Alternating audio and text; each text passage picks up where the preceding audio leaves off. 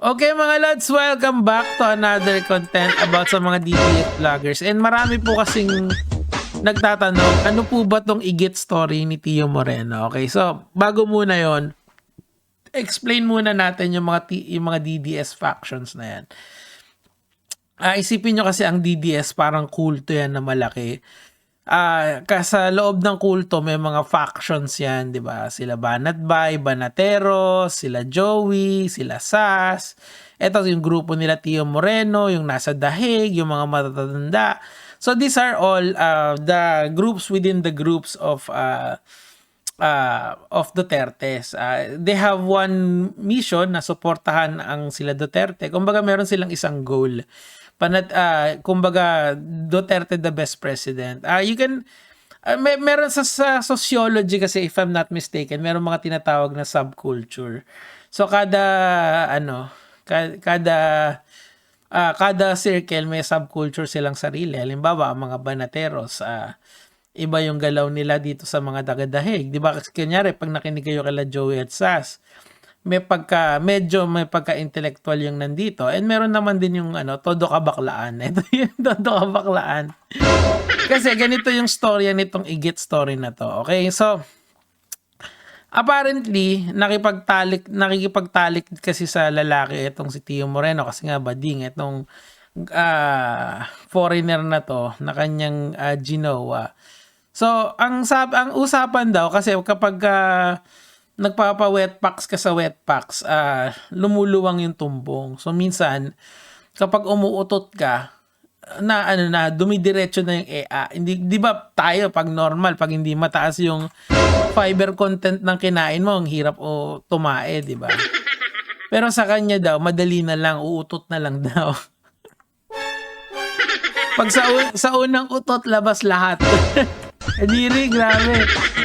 So, ganun nga yun. So, may picture na kumakalat na apparently si Tio Moreno daw ay pumunta sa isang resort or pumunta sa isang spa kasama yung kanyang Jowa Bells. After daw nung deed ay pumunta sila doon sa spa para magpag-relax. Tapos nung nautot, yung kumalat yung EA doon daw sa sa mga tuwalya. So ang nagkalat daw noon ay etong si Gino Hinoland. So nakaaway na rin yan dati ng ibang mga content creators, pero ngayon kasi mas maigit yung laban nila. Okay, so ano po ba yung storya nito? Kasi siya din ay isang member ng LGBTQ and matagal na sila nag-aaway nitong si Akla. So ano yung storya nito? Si Gino kasi, tsaka si Tio, ay magkaiba yung paniniwala nila sa politika. So ang tawag nga ni Gino kay Tio is fake news peddler. Actually, kung ako yung tatanungin mo, I don't believe na 100% fake news peddler si Tio. Mas mas propagandista. May magkaiba yun eh. Ang nagfi-fake news sa nakikita ko, mas prevalent siya dun sa side nila Banatbay. Kunyari si Sir Jack, 'di ba? Recently kinasuhan siya ng NBI kasi nagkakalat siya ng fake news. 'Di ba? So 'yon, talaga. Pero sila kasi it's more on the propaganda, kaya ang mga nagiging kaso nila is narrative based, 'di ba? Kunyari cyber libel, 'yan, mga slander, ganyan, unjust vexation, syempre yung paborito ng lahat ng tao. So ang sinasabi ko lang, yun yung usual na kinakaso sa kanila kasi nga nagsasabi sila ng version of the truth na alam nila sa sarili nila na kung totoo or hindi. Kunyari ganito kasi gumagana ang propaganda. Halimbawa, may dalawang side, nagsuntukan sila, si person A at saka si person B. Tapos ito si Tio Moreno. Si Tio Moreno, ang bias niya is kay person B. Now, ipopost ni Tio Moreno yung nangyari doon sa suntukan. Sa tingin nyo, ano yung lalabas na post niya sa Facebook, 'di ba? So all siding from the perspective of person B, 'di ba? Not saying na mali na agad si person A doon kasi there are always two sides of the story. this is why ako, sinasabi ko sa inyo, listen to both sides of the story. And ako, tinutulungan ko na kayo. Pag nakinig kayo sa akin sa politika, it's biased. Okay?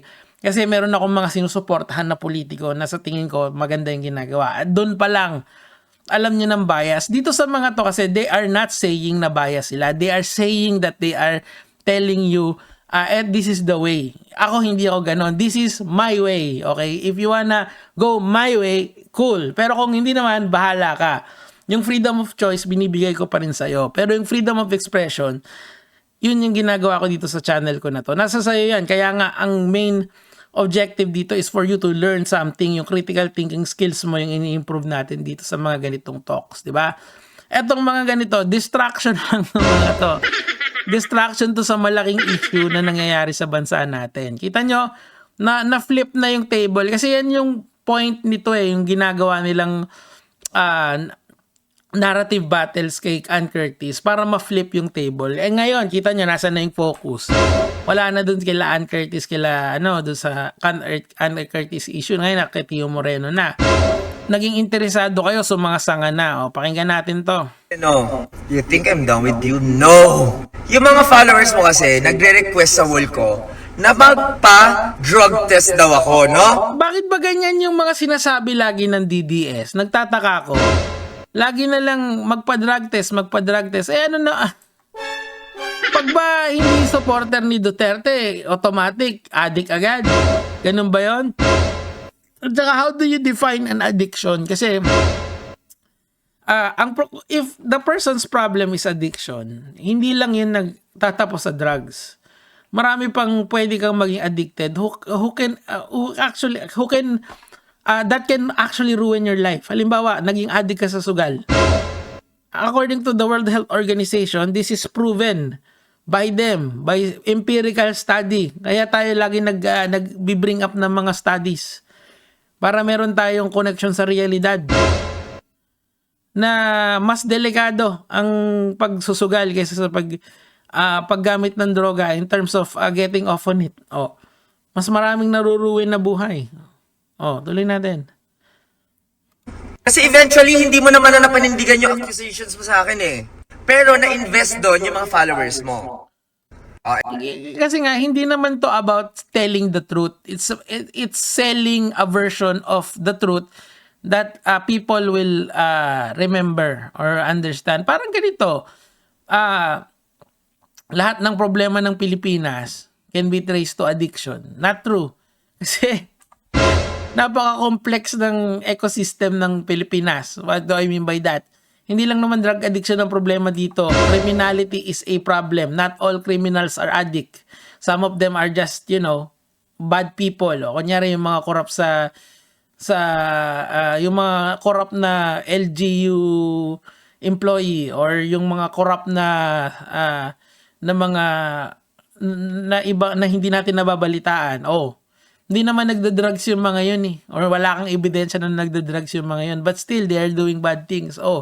Yung mga white collar crimes na tinatawag, lahat ba ng white collar crimes? Halimbawa, yung mga nagnanakaw ng sa treasury ng mga kumpanya, are they all addicts? 'Di ba hindi? So you cannot really there could be a correlation. That's all we can say. But correlation and causation are different things sa pagsugpo ng kriminal.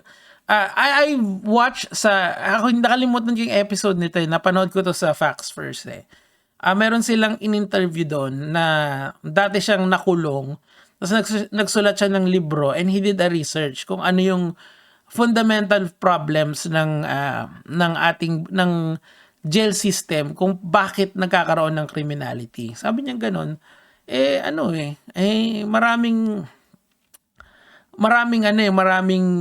maraming factors yan. Una, yung poverty.